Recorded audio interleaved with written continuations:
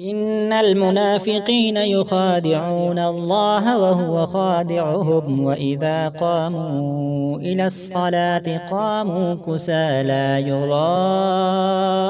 الناس ولا يذكرون الله إلا قليلا مذبذبين بين ذلك لا إله هؤلاء ولا إله هؤلاء ومن يضلل الله فلن تجد له سبيلا يا أيها الذين آمنوا لا تتخذوا الكافرين أولياء من دون المؤمنين أتريدون أن تجعلوا لله عليكم سلطانا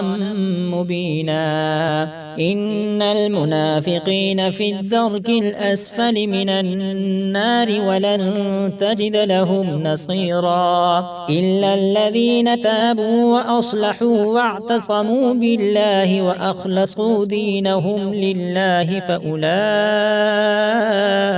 مع المؤمنين وسوف يؤتي الله المؤمنين أجرا عظيما ما يفعل الله بعذابكم إن شكرتم وآمنتم وكان الله شاكرا عليما.